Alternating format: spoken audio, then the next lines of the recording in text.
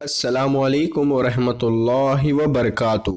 प्यारे अजीज़ दोस्तों, बाज़ औक़ात इंसान के सामने ऐसे वाक़ियात आते हैं जिनको सुनकर पैरों तले से ज़मीन खिसक जाती है।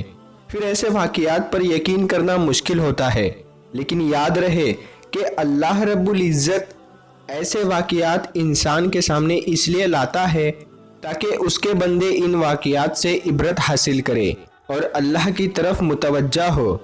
प्यारे दोस्तों, आज की इस वीडियो में हम आपको एक वाक़िया सुनाते हैं जो कि बलूचिस्तान का वाक़िया है। अज़ाब कब्र से मुताल्लिक है।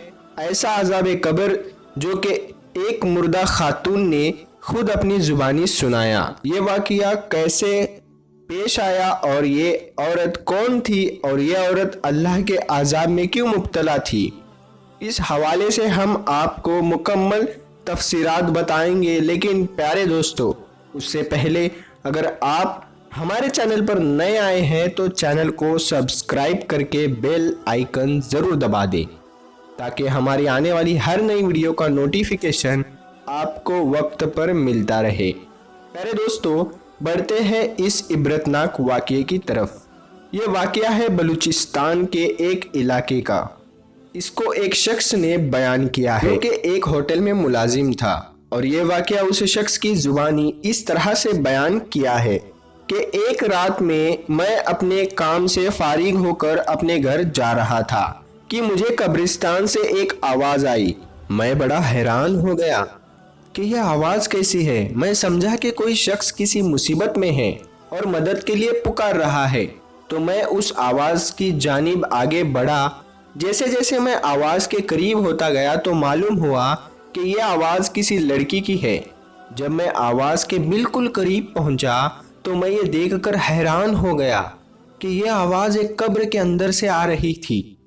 मैं बहुत घबराया, लेकिन लड़की कब्र के अंदर से ये पुकार रही थी कि मुझे बाहर निकालो, मैं तुमको कुछ बताना चाहती हूँ। मैं तुम्हें बताना चाहती हूँ कि मेरे साथ क्या मामला हुआ है। मुझे मेरे कब्र से बाहर निकाल दो। ये आवाज़ बुलंद होती जा रही थी। इस मंज़र को देखकर मैं बहुत परेशान हुआ और घबरा कर उल्टे कदमों अपने घर भागा। और जैसे ही सुबह हुई तो मोहल्ले के कुछ बुज़ुर्गों को बताया, जिस पर लोगों के अंदर भी तफ्तीश पैदा हुई और वो बुज़ुर्गों ने आपस में मशवरा करने के बाद फ़ैसला किया कि उस कब्र के पास जाकर देखना चाहिए। लेकिन मामला क्या है, लिहाजा 15 से 20 लोग वहाँ मौजूद थे। वो मेरे साथ कब्रिस्तान की तरफ बढ़े और मेरे साथ कब्रिस्तान की तरफ चलने लगे। जब हम सब लोग कब्र के पास पहुँचे तो उस कब्र से वही आवाज़ें आ रही थी और वो लड़की मुसलसल पुकार रही थी कि मुझे कब्र से बाहर निकालो। जो बुज़ुर्ग वहाँ मौजूद थे उनके मशवरे से ये फ़ैसला हुआ कि कब्र को खोदा जाए। जब कब्र को खोदा गया तो पत्थर सामने आ गए, तो उस लड़की ने दोबारा पुकार के पत्थर हटाने से पहले मुझे कोई कपड़ा या चादर दे दो। लिहाजा उसके लिए कपड़े लाए गए और वो कपड़े और एक बड़ी सी चादर कब्र में दे दी गई। जब उसने कपड़े पहन लिए तो कब्रों को चाक कर दिया। जैसे ही कब्र चाक हुई तो वो लड़की कब्र से भागकर निकलकर एक घर की तरफ भागने लगी। लोग बड़े परेशान हुए कि ये क्या मामला है। तो उसने कहा कि मैं तुम्हें घर जाकर बताऊंगी कि मेरे साथ क्या मामला हुआ है। जब वो घर पहुंची तो वो लोगों से मुखातिब हुई। मैं पर्दा नहीं किया करती थी। मुझे कोई पर्दा करने को कहता तो मैं अल्लाह के हुक्म के बारे में गुस्ताखी करती थी। मैंने बेपर्दगी की तमाम हदें पार कर दी थी। इस बात पर अल्लाह ताला ने मुझे पकड़ और सख्त अज़ाब में मुब्तला कर दिया है। और फिर उसने अपने सर से चादर उतार कर दिखा दी तो उसके सर पर ना तो बाल थे और ना ही खाल थी। ये देखकर लोगों पर सख्ता सा तारी हो गया। वो सख्ते से बाहर आए और पूछा कि तुम्हारा ये हाल किस वजह से हुआ। तो उसने बताया कि मैं नंगे सर अपने बाल सवार कर बाजार को जाया करती थी और बालों को अपनी जीनत का सामान समझती थी। मैं चाहती थी कि गैर मर्द मेरे बालों को, मेरे हुस्न को देखे और मेरी तरफ माइल हो। इस वजह से मेरा ये हाल हुआ है। मैं ये सारा माजरा गौर से देख रहा था। जब तक उस लड़की ने अपने चेहरे से पर्दा उठाया तो उसके होठ कटे हुए थे। उसके चेहरे की अजीब खौफनाक सूरत थी जो देखने के लायक नहीं थी। लोगों ने पूछा, तुम्हारे होठ को क्या हुआ? तो उसने कहा कि अल्लाह ने मुझे खूबसूरत होंठ दिए थे। मैं बेपर्दगी के नशे में उनको संवारा करती थी, इसलिए कि मर्द मेरी तरफ तवज्जो करे, मेरी तारीफ करे। इन होठों को मैं रंग बिरंगी लिपस्टिक संवारा करती थी और लगाया करती थी, इसलिए मेरा ये हाल हो गया है। और जब उस लड़की ने अपने पाँव के ऊपर से पर्दा हटाया तो पाँव गले और सड़े हुए थे, यानी उन पर गोश्त नहीं था, जैसे आग में भुन गए हो। और उसने बताया कि ये इसलिए हुआ कि मैं अपने सलवार को टखनों से बहुत ऊपर रखती थी। लोगों, मेरी हालत से इबरत पकड़ो, अपनी बच्चियों और ख़वातीन को इस हालत से बचा लो, वरना अंजाम बहुत ही खौफनाक है।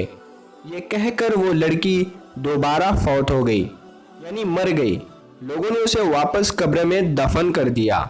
प्यारे दोस्तों, ये है एक इबरतनाक वाक़या। किस तरह अल्लाह ने अपनी एक गुनहगार बंदी को उसी की ज़ुबानी अपना अज़ाब बयान फरमाया, हालांकि तमाम अहकाम कुरान और हदीस में मौजूद है। लेकिन अफसोस कि आज के मुसलमान को ना तो कुरान को पढ़ने की फुर्सत है और ना ही उसको समझने की। और अल्लाह के बंदे उल्मा जो अहकाम बताते भी हैं उन पर अमल नहीं किया जाता। खुदारा अल्लाह और अल्लाह के रसूल सल्लल्लाहु ताला अलैहि वसल्लम के बतलाए हुए अहकाम की पाबंदी करे, वरना अल्लाह का अजाब बड़ा ही सख्त है। बेशक अल्लाह बड़ा गफूर और रहीम है, लेकिन जानबूझकर अल्लाह के अहकाम तोड़ने पर अल्लाह कभी माफ़ी नहीं देता। अल्लाह तो उन गुनाहों को माफ़ फरमाएगा जो कि गैर दानिस्ता तौर पर सरजद हुए होते हैं। हम अल्लाह का मुकाबला करें फिर कहें कि अल्लाह माफ़ करेगा, ये हमारी गलत फहमी है और शैतानी धोखा है। खुदारा अल्लाह का मुकाबला ना करे। जिन अहकाम का आपको इल्म है उन पर खुद भी अमल करे और अपनी औलाद को भी इसका पाबंद बनाए। प्यारे दोस्तों, क्योंकि ये अजाब अल्लाह ताला ने पर्दे के हुक्म को पूरा ना करने पर उस औरत पर मुसल्लत किया था, इसलिए यहाँ ज़रूरी है कि पर्दे के अहकामात पर भी मुख्तसरन कुरान और हदीस पर रोशनी डाली जाए ताकि पर्दे के हुक्म की अहमियत ज़्यादा हो सके। प्यारे दोस्तों, पर्दा करने का हुक्म 5 हिजरी में नाजिल हुआ। नबी करीम सल्लल्लाहु अलैहि वसल्लम ने उस वक्त घर के दरवाजे पर पर्दा लटका दिया और हजरत अनस बिन मालिक रज़ी अल्लाह ताला अन्हु को, जो कि उससे पहले आप सल्लल्लाहु अलैहि वसल्लम के घर में बेधड़क आते जाते थे, आप सल्लल्लाहु ताला अलैहि वसल्लम ने उन्हें बिला इजाज़त आने से मना किया। इस मौके पर नाजिल होने वाली आयत ये थी, जब इन उम्महातुल मोमिनीन से कोई चीज़ मांगो तो पर्दे की आड़ से मांगो। सूरतुल अहज़ाब। प्यारे दोस्तों, याद रहे नज़रबाजी जिनाहकारी गुनाह है, इसलिए इस्लाम में इस पर सबसे पहले पाबंदी लगाई गई और मर्द और औरत को दोनों को ये हुक्म दिया गया कि वो अपनी नज़र पस्त रखे और अपनी इज्जत की हिफाजत करे।